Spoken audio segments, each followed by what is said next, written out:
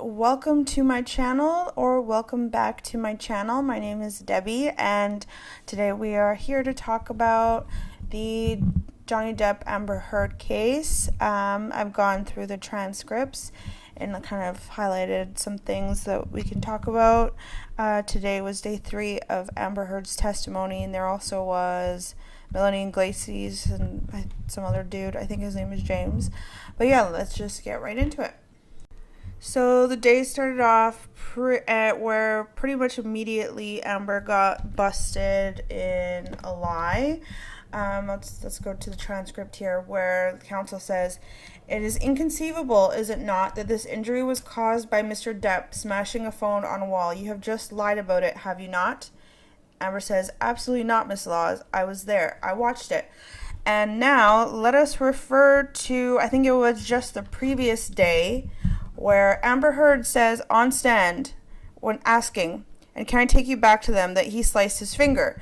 Amber says, "I do not know. I did not see his finger go off." So, which is it? Did you see it or did you not see it? So, I don't know if this is going to come back up later, if they noticed that or what happened, but she completely contradicted herself. She forgot her own testimony, which was just given the day prior. So that's perjury. So one of those times she was at least lying. So either she saw it happen or she didn't. But one of these times she is for sure lying. Then we go to some kind of photograph. This must be regarding Johnny's thing. Okay, so counsel says, "Yes, it is not clear, but there is a mark on his right cheek, is there not?" Amber says, "Yes." Counsel, "And that is a mark from when you stubbed a cigarette out on his cheek, is it not?" Amber, "Johnny did that." The counsel says, "You did it, did you not?" Amber says, "No, Johnny did it right in front of me. He often did things like that."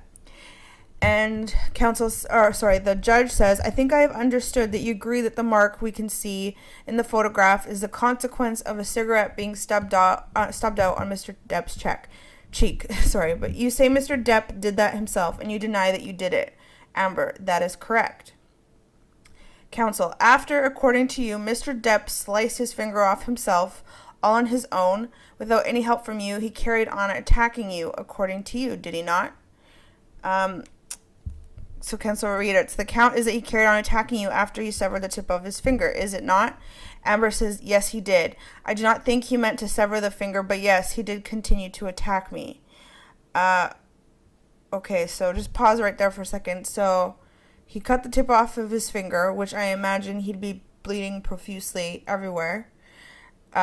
With his one free working hand, he proceeded to beat the shit out of you. While he was in immense pain, I just don't understand the logic of that. It doesn't make any sense. He would be in a state because he'd go into some kind of shock. He'd be in pain or something. I'm sure at that point he would have been more concerned with what is going on with himself, or he would have just been in shock and out of it. I don't think he would have been in a state to beat the shit out of somebody at that point. And then apparently counsel was saying, calling him a fucking coward for going on some audio, and then she kind of denies that, of course.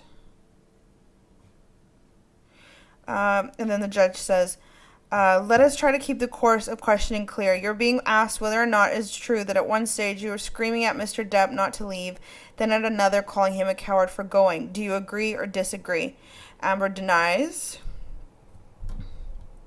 Then the counsel says, "You picked me up on my question a moment ago by saying you did not think it was on the tape, and you needed a clarification of my questions. Do you remember just saying that?"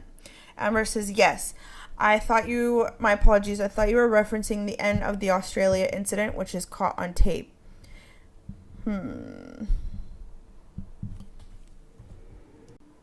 Then they go into the dog incident, if it was, and counsel asks, "I was simply asking you, the question was, it was made quite clear to you by Mr. Murphy that you could not take the dogs into Australia, and you say there were mixed messages."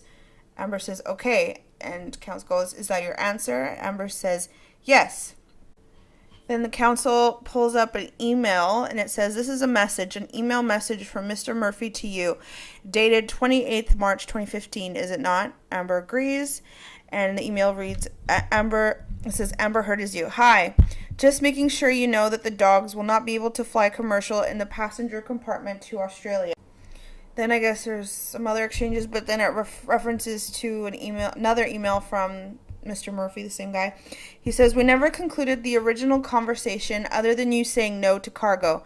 If that means that the dogs will not travel, then I will discontinue the paper travel process." Amber responds, "Yes, unless there is another way to get them there or get them on the plane with Jay. I don't send them in cargo. It's too dangerous."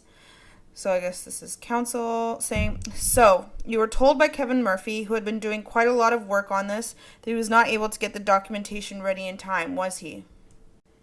Then Amber responds, "No, as you can see from the small amount of correspondence that you have just read, this was a process that had been going on for about 6 months, and I was out of the country filming a movie. I was not even there with Johnny. So it was quite confusing to me what was going on, since, as I said in one of my emails to him, I do not understand why we are still emailing about this. If there is a no-go, if that means they cannot simply not. And often, as in my experience with Johnny, if Johnny wanted something, it happened. We found a way to make it work out, and he told me when I landed. I was only in LA for a matter of hours before we got on his plane for his movie, on his flight, with his crew, with his staff, for his movie, and I assumed everything had been taken care of when he said it was all taken care of. I had no reason to get any clarity on it." And the counsel goes, "I suggest to you that it was laid out in black and white what the problem was, that there was just not going to be enough time to take them unless you took them cargo. I'm going to suggest you took the decision to take them anyways, did you not?" Then she says, "It's not my decision." And then I think we kind of know where this is going with this. So basically she's saying that, to kind of summarize, she was the only one that got charges for bringing the dogs into Australia, because even though they both were on the plane and both did the same things, it's because of Johnny's movie Pirates would have been compromised or something. So they're saying, you shouldn't have taken them and you did it anyways, didn't you? Then she said that Johnny told me that we could. Then counsel goes, "You have told us that you did not know which member of staff sorted it out. But what we see here, and I'm going to take you through it, are emails which show you are trying to find someone to take the blame for you, and that someone is Miss James, is it not?" Amber responds, "Absolutely not. She did not work for me anymore." So basically they're referencing that email where they're asking if Kate James would take the blame or something, which is Amber's ex-assistant. So they're referencing that email. And Amber got a response to be careful, if maybe she would rat you out for asking her to lie, blah, blah, blah, blah. So the counsel goes, "You were asking Mr. Murphy to see if Kate James would lie for you, were you not?" Amber says, "No, I was asking Kevin Murphy to get a statement from Kate, amongst other people that I had worked about, in order to prove that we had many times traveled with the dogs, attempted to follow all legal protocol, and that we had many times before, had tried to do so legally, including this time when we attempted to start the process in order to show that there was a long-standing attempt to go about this process legally. I did not need to ask anyone to lie for me. Why would I? I had already pled guilty." And then counsel goes, "Mr. Murphy did lie for you. In fact, he made a statement, essentially blaming the paperwork omission on Kate James. Did he not?" And then she kind of deflects. Counsel is basically questioning her about how Mr. Murphy alleges that Amber made him lie in his statement. And of course, she is denying it. Big surprise. Then counsel is basically saying, if Mr. Kevin Murphy had not made that statement, the charges against you would have been far more serious. And to which she says, "No, I pled guilty and stood charges as such for that plea." And counsel goes, "Trying to get around official rules is something that you have done before, is it not?" And he says, "You do not think that there is anything wrong with asking vets to slightly alter health documents, do you?" Amber says, "Particularly with the dog travel, Johnny would tell me that it could just be taken care of. And when I expressed to him that it was not in my hands, or it was not getting done fast enough, or we were trying, he would tell me, just tell them to take care of it. Just tell them to grease the fuckers." And then basically they show this email written by Amber asking if there's in those words exactly, is there a vet that we can grease to falsify or modify the vet information? So they refer to it's a email dated 21st September 2013 from her to Kate James when she was still her assistant. And it says, can you maybe help Kevin procure a slightly altered health document that has their shots recorded as 2 days before so they can all leave together on 25th? Do you have a vet we can grease connection? And then counsel goes, do you agree, first of all, that you sent that email? Amber says, I sent it at Johnny's request. That is his language. So then counsel says, every time you are asked about a document or a recording which might appear to implicate you, for whatever it is, you deny and blame Mr. Depp every single time, do you not? And Amber says no. Okay, so time out. It was from whatever the case may be. You sent out that email. So even if someone suggested you to say that, you obviously agreed to the point where you felt comfortable sending it from your personal email, signing your name to it, and co-signing it or whatever it may be. So regardless of who might have said it first, you obviously agreed to that, or you wouldn't have said it and signed your name on it. Meaning that that is something that you don't see an issue with. So the amount of deflecting is just insane here. I mean, I can't. Then they go on to talk about the Malaysia train incident, which I guess was their honeymoon. They referred to a picture of Amber and Johnny and some other people from on the train where you can clearly see that Johnny Depp has a black eye. And counsel questions if she's responsible for it, and she says no. And then she goes to say, I have tons of pictures where he is uninjured. He strangled me. But the thing is, you can clearly see, like, his black eye. Like, it's very clear as day in the picture.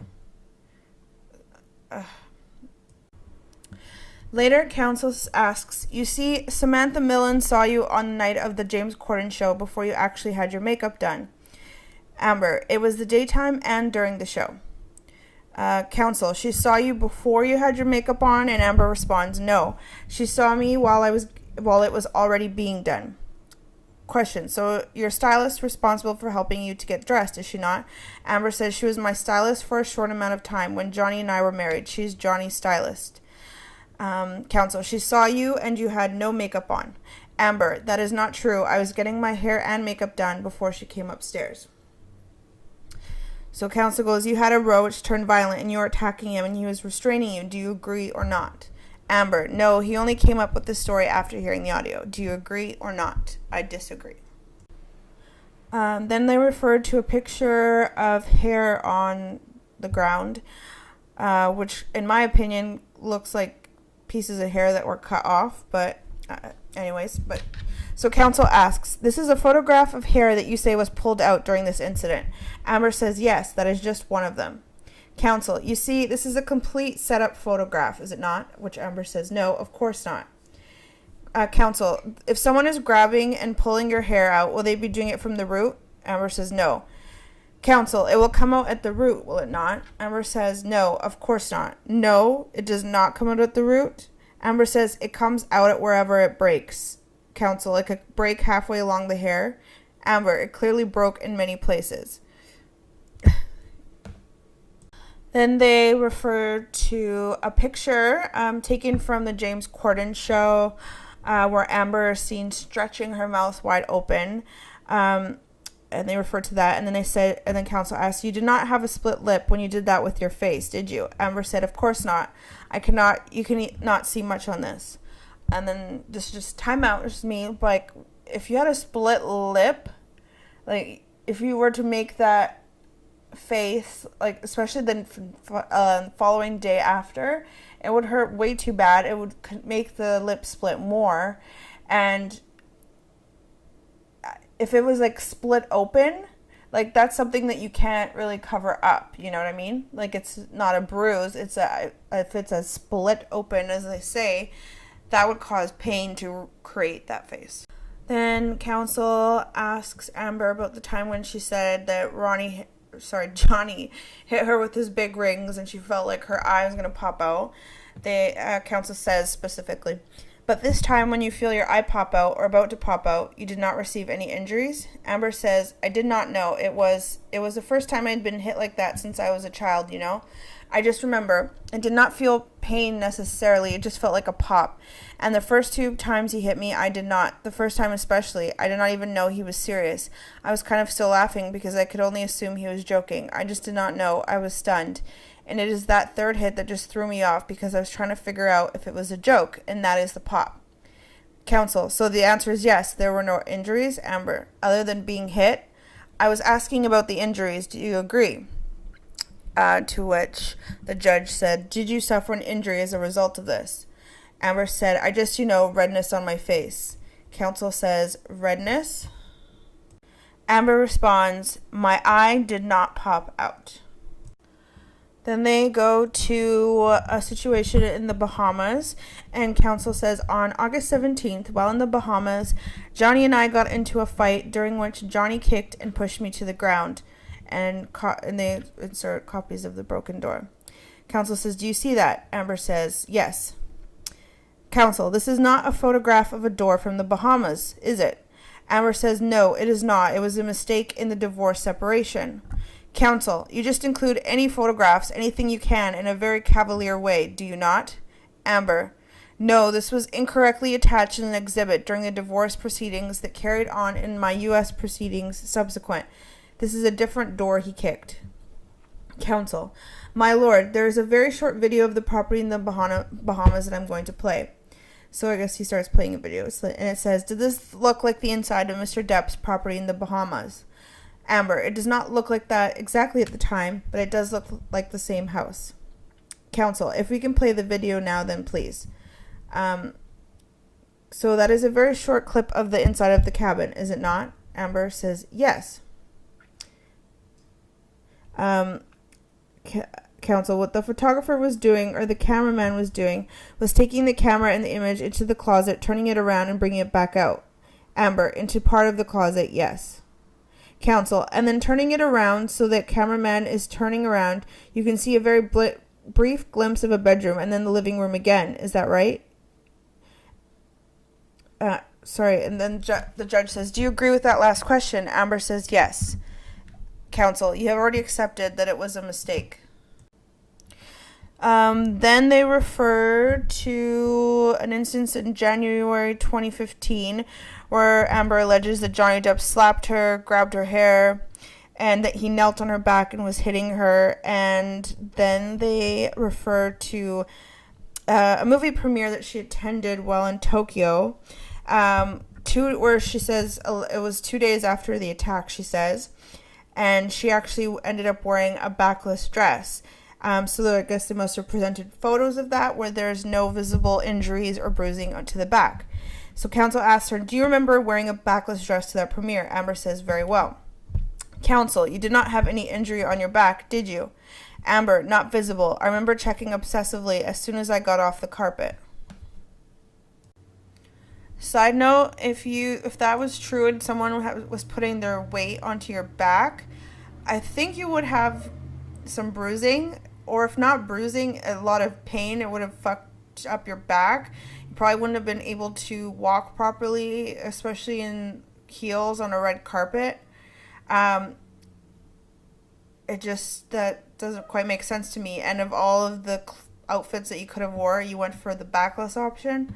So that's a little bit suspicious to me.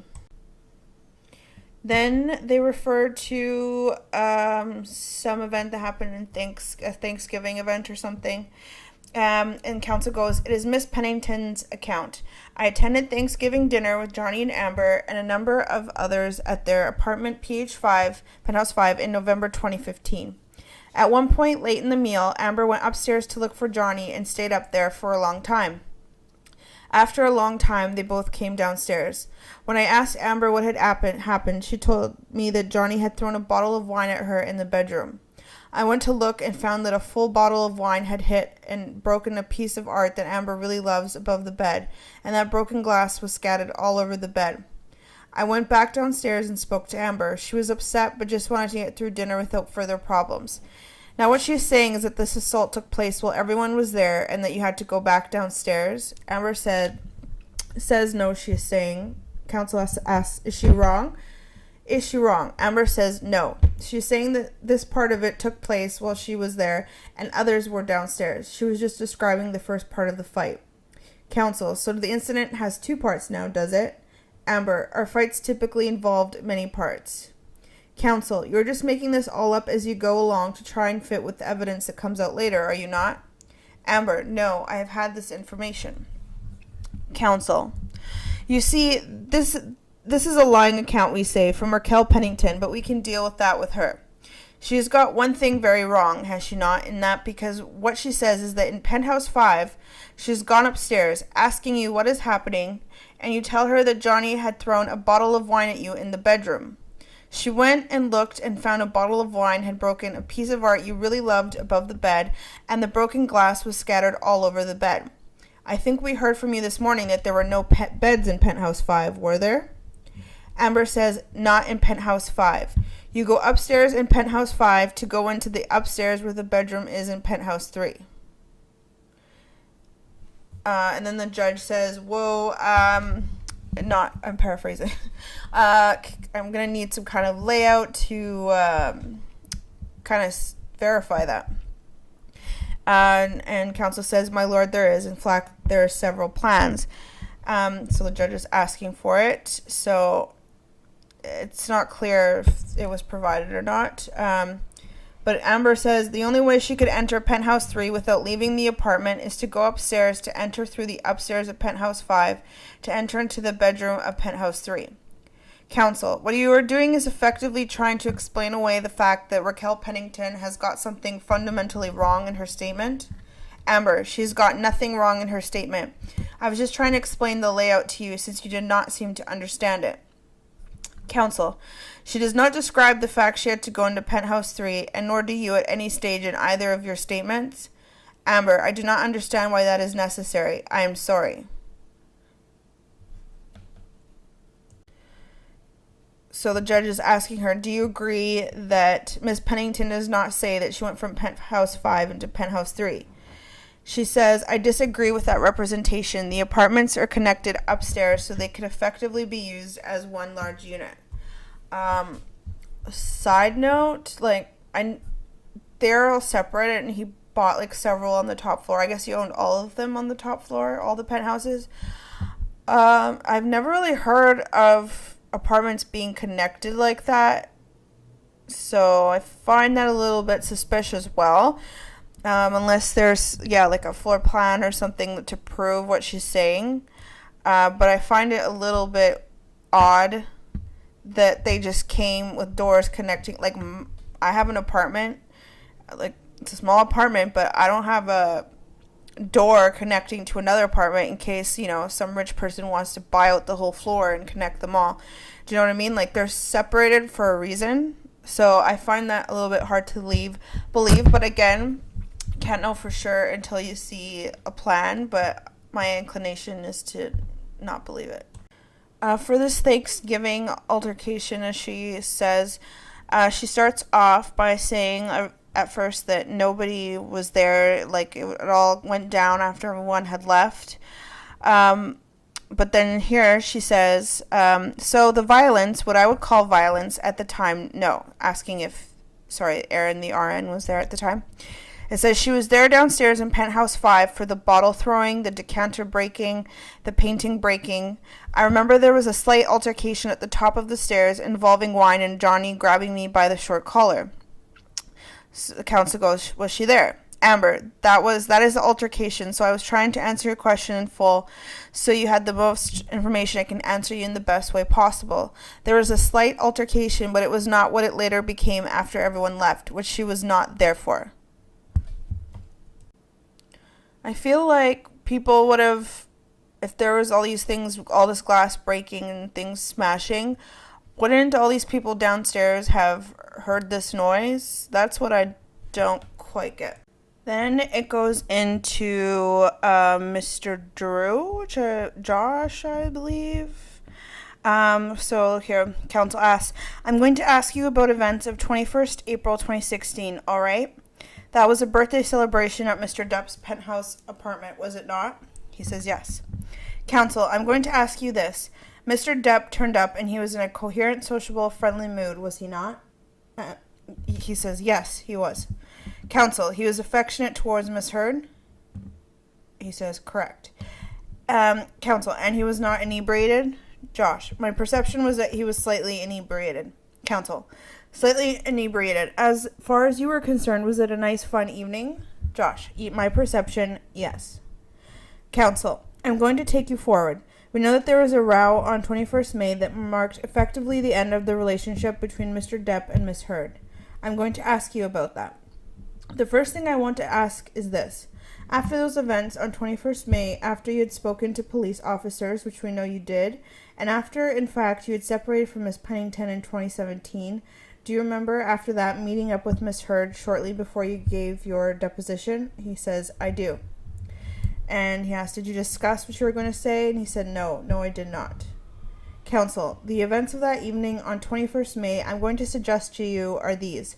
A lot of the information that you had about the relationship between Mr. Depp and Miss Heard, in fact, came from your then partner, Rocky Pennington, did it not? He says, a fair amount, yes.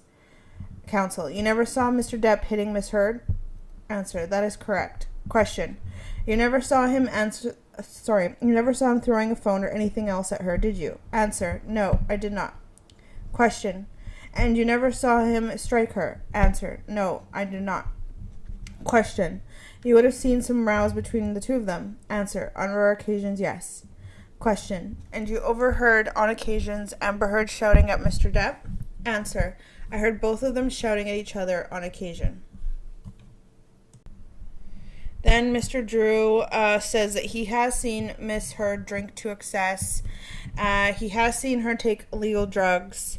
And he has seen her on cocaine, but he said not as a first-hand witness, whatever that means. He's seen her take mushrooms, ecstasy, LSD.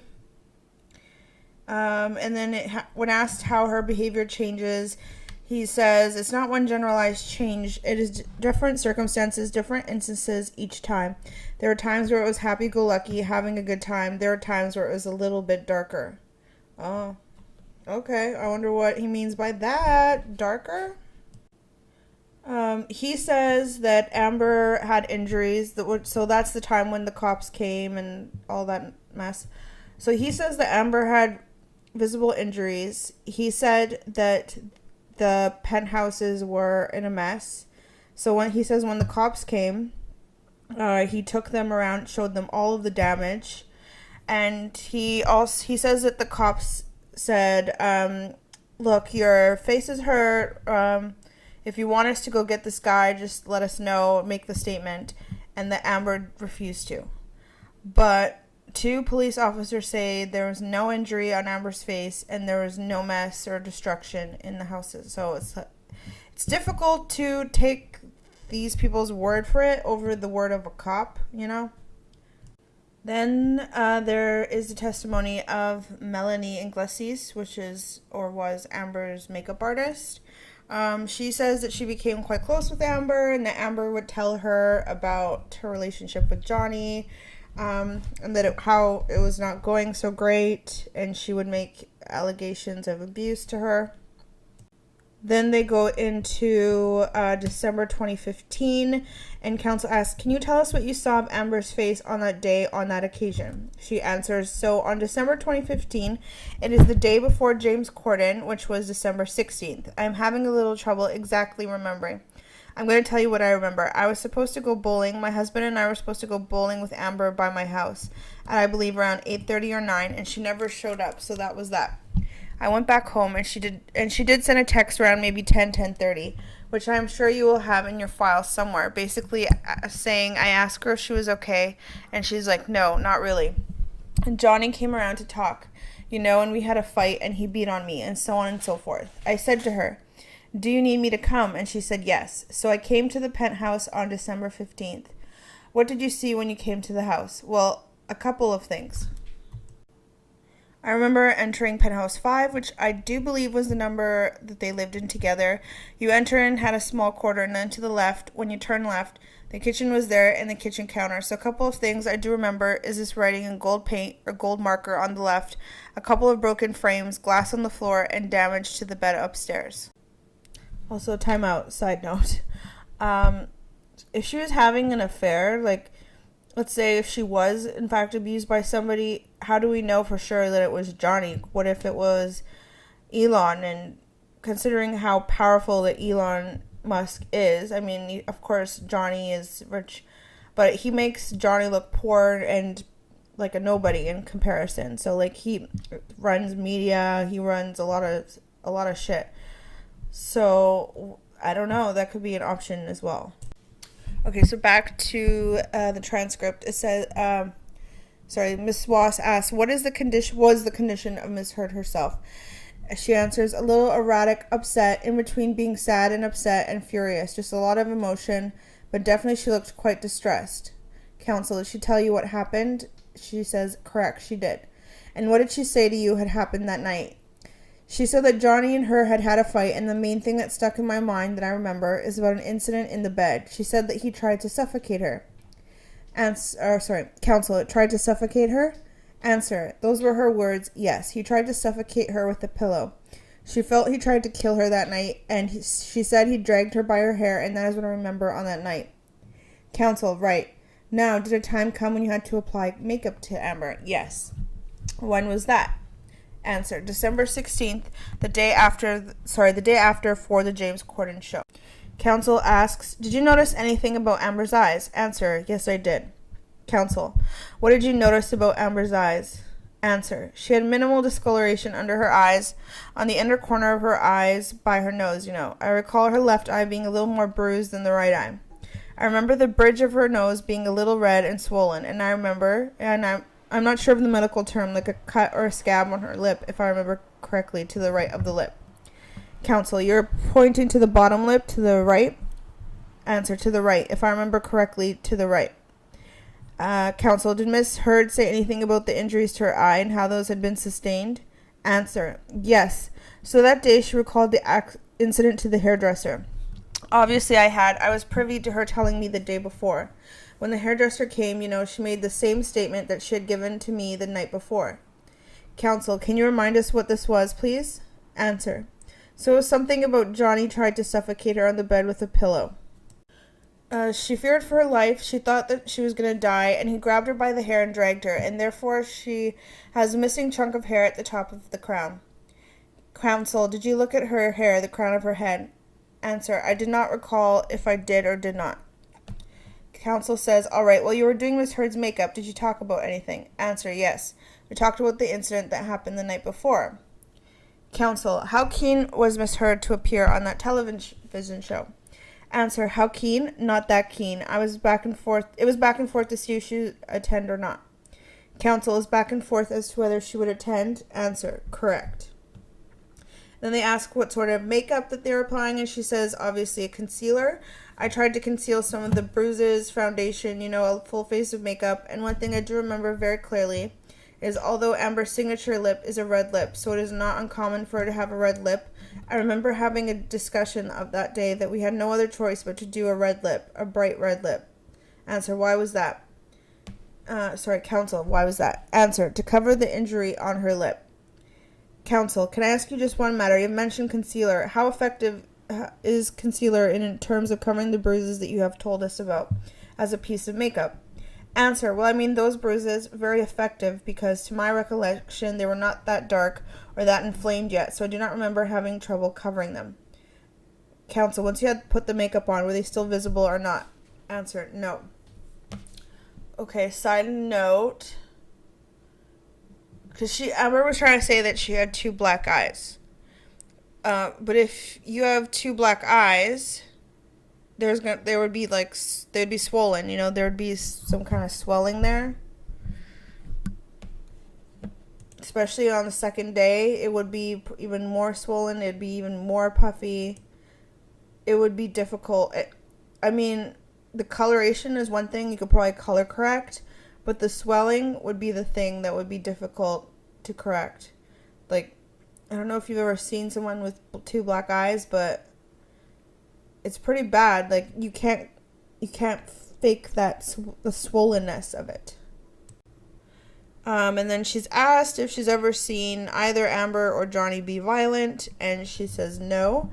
And she asks, like, counsel says he suggests that Miss Heard did not have injuries that you say. And she says, well, I'm not lying. And then they say no further questions. Then we have Amber Heard return to the stand, and counsel was saying, you didn't have to be there for the hearing for the restraining order, did you? And she says, no, I was told that I had to be there. And they're like, that is a lie. Then they go to an incident that occurred, I think, in the Bahamas or something. Amber alleges that she was abused and sexually assaulted by Johnny, but then counsel refers to a statement from Tara Roberts, which was the same night, and she kind of goes through her statement saying that she saw Amber screaming at Johnny, throwing a pink can or something, and just chasing him around as he was trying to get away from her. And then it says he's reading her statement. It says she was insulting him, calling him names. In the middle of this onslaught, I heard her specifically say, your career's over. No one is going to hire you. You're washed up, fat. You will die a lonely man. And also screaming things that were incomprehensible. At some point, Johnny tried to leave again as they were now in the parking lot.